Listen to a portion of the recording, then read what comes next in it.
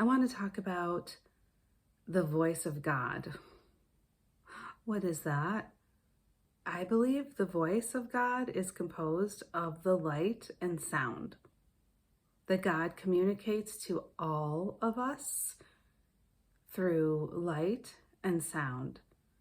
And if you think about it, on a practical level, you could kind of potentially logically agree with that, in that birds that chirp, that's one communication. Your baby's laughter, the purring of a cat, the roaring of the waves, lightning, thunder, wind. Okay, there's sounds everywhere. And then, of course, there's light. And without it, we wouldn't be having this experience where we can see things, where we can dream and see details in dreams and hear things. And what do I mean by voice of God communicating to us? I'll have several examples. One is in the dream state. And if we're quiet enough, we can see and hear and know what the communication is. So that takes us quieting our minds and opening ourselves and our third eye to seeing and understanding and feeling and knowing what is being communicated in dreams, for instance. Many dreams, if you write them down, you will find are very prophetic for everyone. If you look back and read what you've written down, you'll see that you were told about great things coming as well as difficulties and loss. But you have to actually quiet yourself to hear and see the voice of God. And it's not just a seeing or hearing. You would think the voice means hearing, and that is a bigger component, but it's also seeing. So you see that in the dreams. You can also get that information in contemplation. So if you're meditating and quieting your mind, and then you're letting images and knowings in, you're contemplating on things, then that's another point at which the voice of God can come in. Also, when you're walking down the street, for instance, and you pass by someone and you hear something they say, and it's like, oh my gosh, that one sentence just glowed out for me. It was like something that the universe, God, source, all that is, wanted me to know. And then you kind of have your answer. You'll know if it's the right answer. A more out there kind of way is if you see orbs of light, like the white one, the blue, golden. That's mostly, I think those are very high vibrational colors for orbs. Some people even hear sounds sometimes, like a massive roaring of like wind, like, or music in their head, like 1,000 violins or a flute, or they might hear buzzing of bees or twinkling of bells. And these different sounds are actually correlated with the different planes of existence, actually. So each plane will have a different sound to it. And that is something you can find out about if you look into Eckankar. They have lists of that. And it's just fascinating to start navigating the different dimensions, because they are really real and the sounds really do correlate. So you kind of have an idea of where you're going if you start to lucidly travel out of body, or soul travel when you're sleeping or awake. The voice of God. So we've got, you can learn and listen to it through dreams, through contemplation times or meditative times, through golden-tongued wisdom when you walk by a stranger or you see a billboard that says something that you really needed to hear. That's a visual, right, voice. And then also, of course, if you see orbs floating around, which many people do, it's not weird. And sometimes you can actually ask them to flash for you if you have a specific question, actually. So if you see one, and you trust it, you have a good feeling, you can ask it if that's true. Can you flash once or something?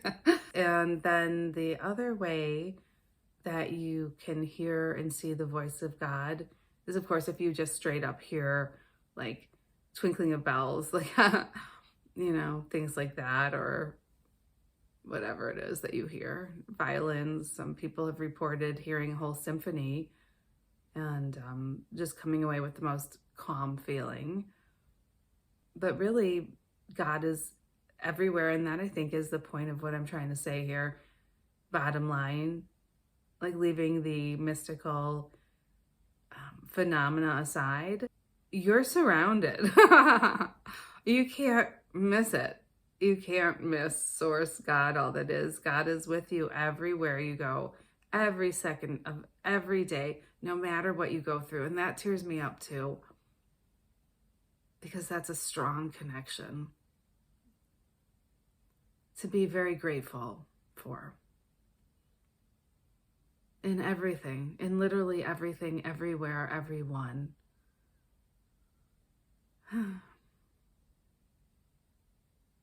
Sometimes it gets cloudy though, right? Sometimes that people don't illustrate God's love, they don't act it.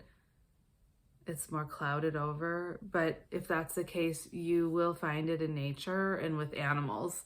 Usually, most of the time, you'll find it in nature with animals.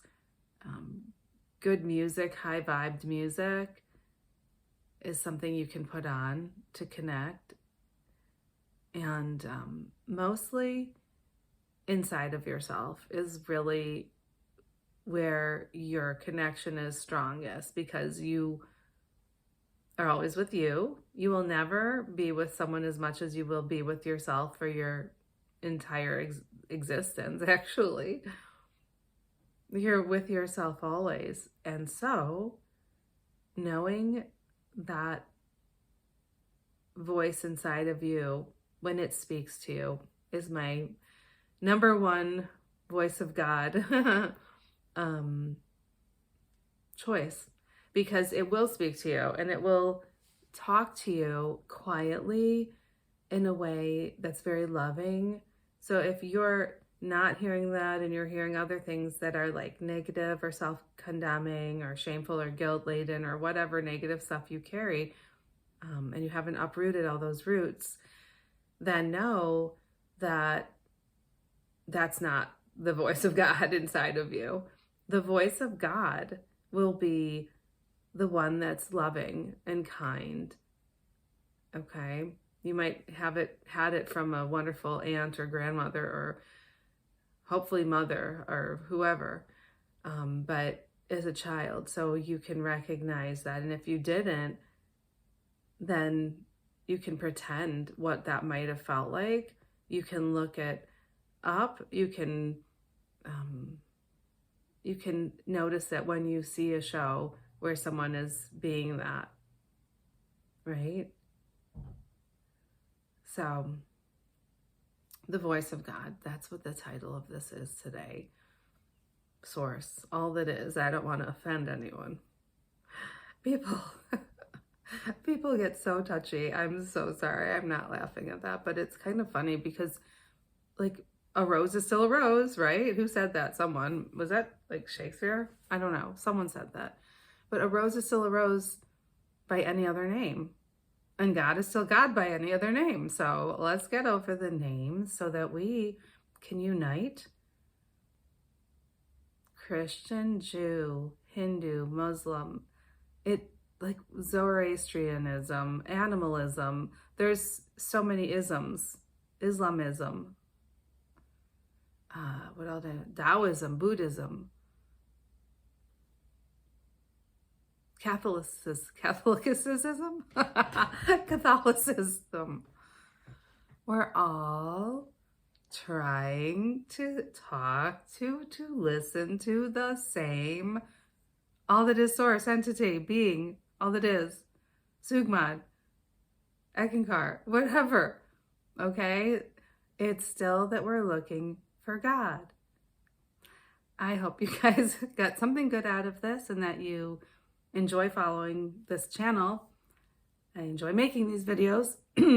And if you'd like to, and you're not yet a member, or well, I don't have a membership, but if you're not yet subscribed, feel free to subscribe and put that bell notification on. Yeah, if you do like the video, actually it helps the algorithm so that I can get this positive message of love out to more people, which is also nice, right? If it helps someone smile, that's great. Made my day knowing that. If anyone's getting anything good out of this, great, truly. And I think that's it for now. Have a great day. Coffee links below if you want to buy me a cappuccino. Okay, talk to you another time.